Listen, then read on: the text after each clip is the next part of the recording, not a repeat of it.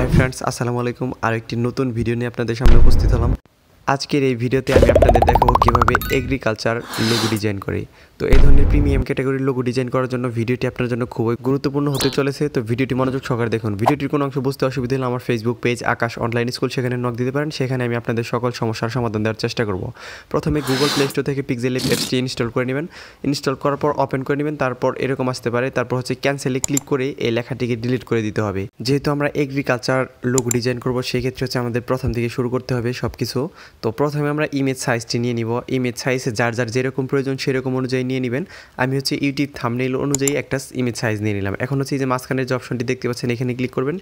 এখান থেকে দেখেন এই যে শেপ অপশন, তো এরকম একটা বৃত্ত শেপ নিয়ে নেবেন। ঠিক আছে, আমরা যে ডিজাইনটি ইন্ট্রোতে দেখাইছি, সর্বপ্রথম যে ডিজাইনটি দেখাইছি এবং থাম্বনেইলে যে ডিজাইনটি দেখে আপনি ভিডিওটিতে ক্লিক করেছেন, একদম সেম ডিজাইন আমি এখন করে দেখাবো যে কীভাবে আপনি এই ধরনের প্রিমিয়াম ক্যাটাগরির লোগো ডিজাইনিং করবেন শুধুমাত্র ফোনের মাধ্যমে এবং কি পিক্সেল ল্যাব দিয়েই। অনেক সুন্দর একটি সফটওয়্যার বিয়ার, অনেক সুন্দর একটি অ্যাপস। এটা আপনি আপনার মোবাইলে সুন্দরভাবে গুগল প্লে স্টোর থেকে ইনস্টল করতে পারবেন। তো এরকমভাবে দুইটা শেপ ভালোভাবে বসানোর পর এই যে কালো যে অংশটুকু দেখতে পাচ্ছেন না, সেটাই হচ্ছে আমাদের সাধারণ প্রথমের যে ডিজাইন সেটা। তো এটা দেখে নাকি সাদা অংশটুকু রিমুভ করার জন্য হচ্ছে আপনার ইরেজ কালারে চলে যাবেন। এখান থেকে ইনেবল করার পর টলারেন্স বাড়িয়ে দিবেন। তো দেখেন সাদা অংশটুকু কিন্তু চলে গেছে। তো আবারও একইভাবে আবার বৃত্ত শেপটি নেবেন। এখান থেকে হচ্ছে যে আমাদের ভিতরে দেখবেন যে একটা ধানের আপনার শীষের মতো একটা ডিজাইন করেছিলাম। তো সেই ডিজাইনটি কীভাবে করব সেটাই আমি এখন দেখাবো। এরকমভাবে আরেকটি বৃত্ত শেপ নেওয়ার পর এটাকে কপি করে নিচেটার কালার একইভাবে ব্ল্যাক কালার দিয়ে দিবেন। এগুলোর কালার গ্রেডিং কিন্তু আমরা পরে করব, কালারটা চেঞ্জ করব পরে। প্রথমে জাস্ট হচ্ছে আমাদের ডিজাইনটাকে রেডি করতে হবে। সেক্ষেত্রে হচ্ছে আপনাদের বিভিন্ন প্রসেস করতে হবে। সেই প্রসেসগুলো কীভাবে করবেন এবং কোন শেপ দিয়ে কীভাবে আপনি কী তৈরি করবেন, সেই পুরো প্রসেসটি এই ভিডিওতে আমি দেখাবো। ভিডিওটি মনোযোগ সহকারে দেখতে থাকুন।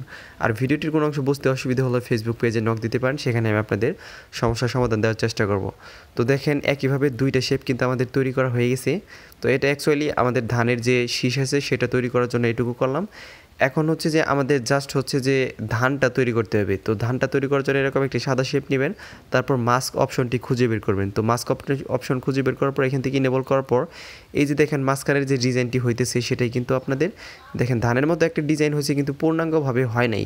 তো পূর্ণাঙ্গভাবে এটা ডিজাইন করার জন্য জাস্ট হচ্ছে ধানের মাথায় দেখবেন যে একটা ছোট্ট একটা ডাটনির মতো থাকে, সেই ডিজাইনটি করতে হবে। তার আগে এটার কালার আমি চেঞ্জ করে নিই। এটার কালার চেঞ্জ করতেছি ভিউয়ার্স এডিটিং করার সুবিধার্থে। কিন্তু এখন হচ্ছে যে এটার সামনের যেটা বললাম সেটা বসাবো, এজন্য এটাকে কপি করে এটার ক্রপ করে সামনের যে অংশটুকু আছে অর্থাৎ ড্রগার যে অংশ মাথার, সেইটুকু অংশই জাস্ট নিব আমি। তো এতটুকু অংশ আমি হচ্ছে এই ধানের যে মাথা আছে সেটাতে ব্যবহার করব। ঠিক আছে, তো এরকমভাবে সুন্দর করে বসানোর পর এটাকে মার্চ করে একটা পিকচার বানাবেন। কারণ হচ্ছে এটা জাস্ট হচ্ছে একটা ধান, ও একটা ধানের থেকে আমরা এটাকে বারবার কপি করে জাস্ট বসিয়ে দেবো। তো কীভাবে বসাবেন দেখাচ্ছি। তো দেখেন এটা কিন্তু একটা পিকচার হয়ে গেছে, এটা জাস্ট হচ্ছে একটা ধান হয়ে গেছে।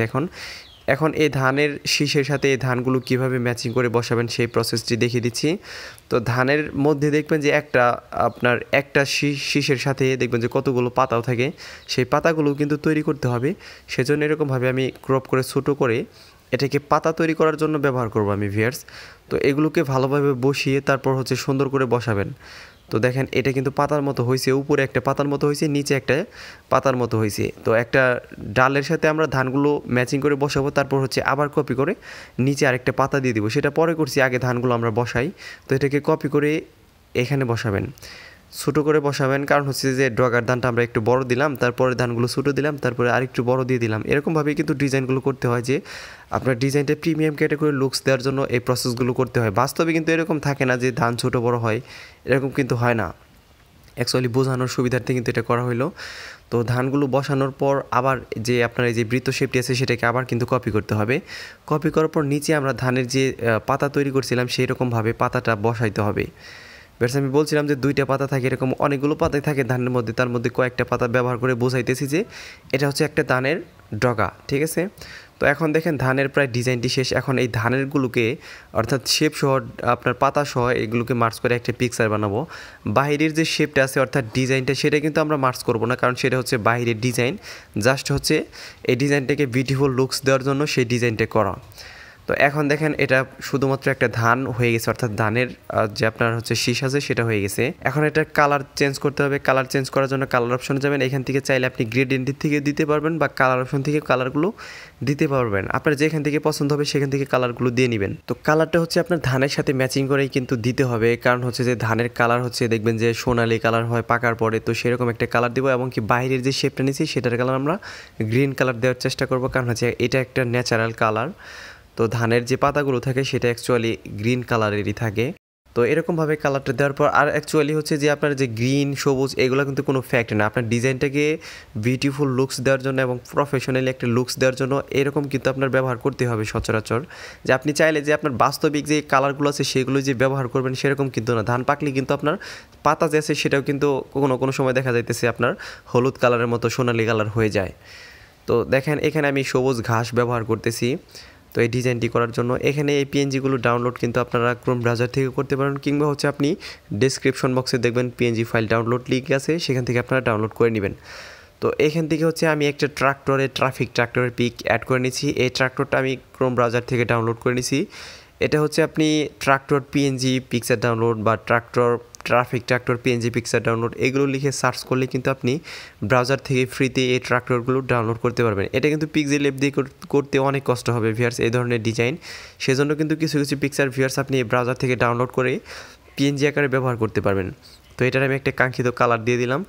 তারপর হচ্ছে এখানে এখন হচ্ছে হেডলাইন দিতে হবে, যে আপনার যে ব্র্যান্ডটা আছে সেই ব্র্যান্ডের নাম দিতে পারেন, কিংবা হচ্ছে আপনি যদি কোনো একটা ডিজাইনের কন্ট্যাক্ট নিয়ে থাকেন সেক্ষেত্রে তার যে কাঙ্ক্ষিত নামটি আছে কোম্পানি নেম সেটা দিয়ে দিতে পারেন। এখানে হচ্ছে আমি জাস্ট হচ্ছে এগ্রিকালচার লোগো ডিজাইন লিখে দেখাচ্ছি, যে আপনি এখানে চাইলে আপনাদের নামটা চেঞ্জ করে ব্যবহার করতে পারবেন। এখানে আমি এগ্রিকালচার লিখছি, সেক্ষেত্রে আপনি হচ্ছে যে আপনার কোম্পানি নেমটা লিখতে পারেন বা আপনার নাম লিখতে পারেন। আপনি যদি একজন অনলাইন বিজনেস করে থাকেন সেক্ষেত্রে হচ্ছে বিজনেস পেজের যে আপনার প্রোফাইলটা থাকে সেক্ষেত্রে এই প্রোফাইলগুলো ব্যবহার করতে পারবেন। এখান থেকে আমি একটা ফন্ট দিয়ে দিতেছি, সেই ফন্টের নাম হচ্ছে ইউনিভার্সাল শেরিফ। এই ফন্টটি আপনি ক্রোম ব্রাউজার থেকে ডাউনলোড করতে পারবেন। এই ফন্টের নাম লিখে সার্চ করলে এটা পেয়ে যাবেন। আর পিক্সেল ল্যাবে কীভাবে ফন্ট অ্যাড করবেন এ নিয়ে আমার চ্যানেলে ভিডিও আছে, আমি ভিডিওর লিঙ্ক ডেসক্রিপশন বক্সে এবং উপরের দিকে তাকান একটা লেখা আসছে আই বাটন, সেখানে দিয়ে দিব, সেখানে ট্যাপ করে দেখে নিতে পারবেন।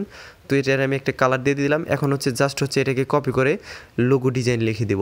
এখান থেকে হচ্ছে যে এটাকে কেটে দিয়ে আমি জাস্ট হচ্ছে লোগো ডিজাইনটা লিখে নিলাম। এটার কালার কিন্তু চেঞ্জ করব ভিউয়ার্স, এবং কি এটাকে 3D ডিজাইন দিতে হবে। জাস্ট হচ্ছে 3D ডিজাইন না দিলে কিন্তু ভিউয়ার্স আপনার এই ডিজাইনটির কোনো মর্মই থাকবে না। আপনি দেখেন আমি করতেছি, তারপরে বুঝতে পারবেন। তো এখন এই ডিজাইনটাকে আরও সুন্দর লুকস দেওয়ার জন্য ভিউয়ার্স নিচে একটা শেপ অ্যাড করতে হবে। অ্যাকচুয়ালি আপনি শেপটা এখান থেকে অ্যাড করতে পারতেন, এটাই কিন্তু আপনি ছোটো করে ব্যবহার করতে পারতেন, কিন্তু এটার সমস্যা হচ্ছে কি যে আপনি যে শেপটা তৈরি করলেন সেক্ষেত্রে এটাকে আপনি টাচও করতে পারবেন না চিকন করলে। তো এটাকে কীভাবে টাচ করবেন বা কীভাবে মুভমেন্ট করবেন সেই প্রসেসটা দেখার জন্য এরকমভাবে দুইটা শেপ অ্যাড করে এই যে কালো যে অংশটুকু দেখতে পাচ্ছেন এটাই হচ্ছে আপনার একটা বর্ডার বা একটা শেপ। এই শেপটার জন্য কিন্তু ভিউয়ার্স আমি দুইটা শেপ অ্যাড করলাম।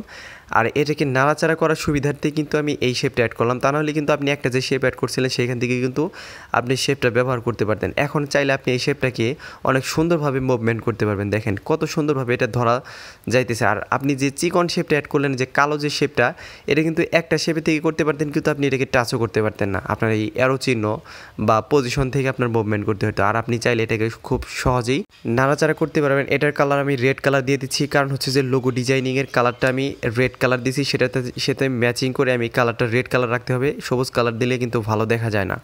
এখন হচ্ছে সম্পূর্ণ লেয়ারটিকে মার্চ করে একটা পিকচার বানানোর পর এটাকে 3D ডিজাইন দিব এবং কি ব্যাকগ্রাউন্ডটা চেঞ্জ করব। তো প্রথমে আমরা একটা পিকচার বানিয়ে নিলাম।